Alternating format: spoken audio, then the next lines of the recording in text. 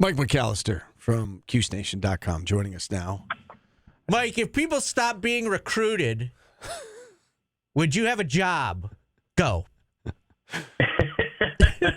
I'd like to think yes, because I can still complain about officials on Twitter, and I can say something that will get someone to call me a homer, which probably happens 47 times every season. So, it is what it is. Basically, the tenor I've gotten is when a season is not going well, if you don't go to each press conference and basically sit there and rip the head coach to shreds and insult him publicly, you are a homer. That's essentially the vibe that I've gotten. Yes. All right. I don't even know what there is to say about the current state of affairs. They've got a game coming up Wednesday. They obviously need to win it. NC State beat Wake Forest over the weekend, so from that aspect, it makes it even more important. I feel like most fans are kind of done with this year, but let's talk about Wednesday. And what do you expect to see Wednesday night against NC State? And is this a win for Syracuse? I mean, neither team's very good. Syracuse is at home, so I think that gives them an edge. So I'm going to go into it expecting that they're going to win the game simply because of that. But nothing would surprise me, whether it's Syracuse winning, NC State winning, either one blowing the other one out. Nothing would really surprise me here.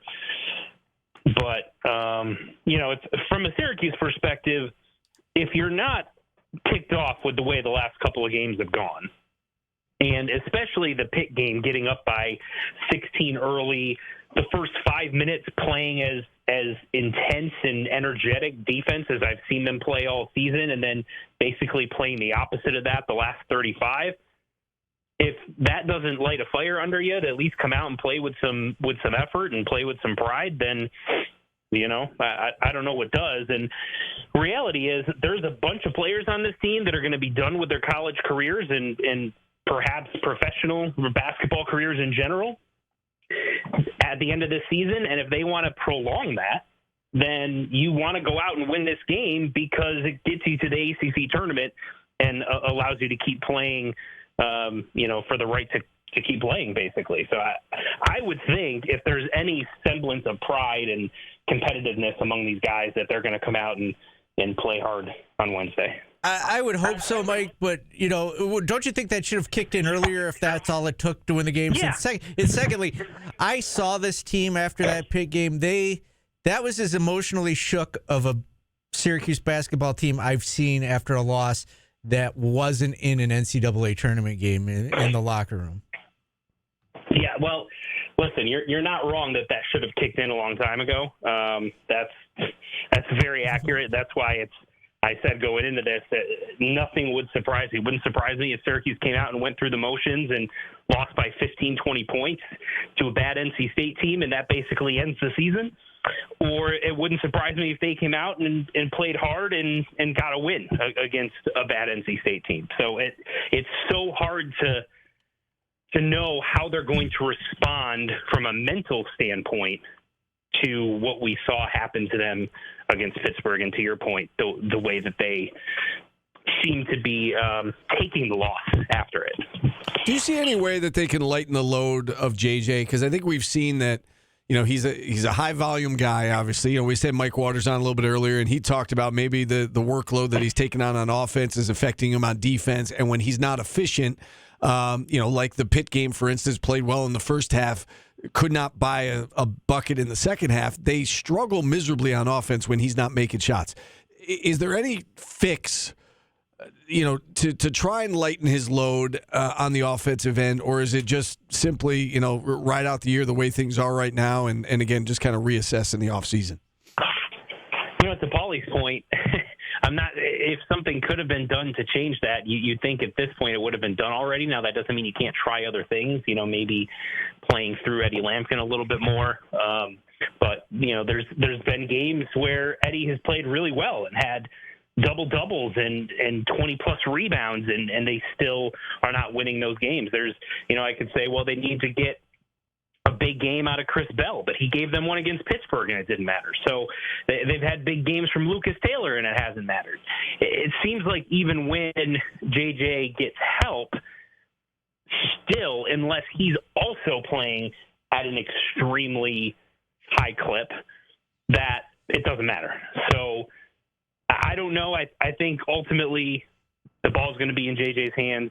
They're going to need him probably to score 20-plus and shoot over 50% from the floor to win games.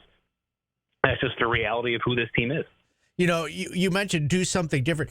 How do you get three guys going? Like that's basically what it takes. Syracuse has gotten one guy going, it feels like, in every game, but they haven't gotten multiple guys going in one game. And is it too late for maybe that to happen, or is it just luck?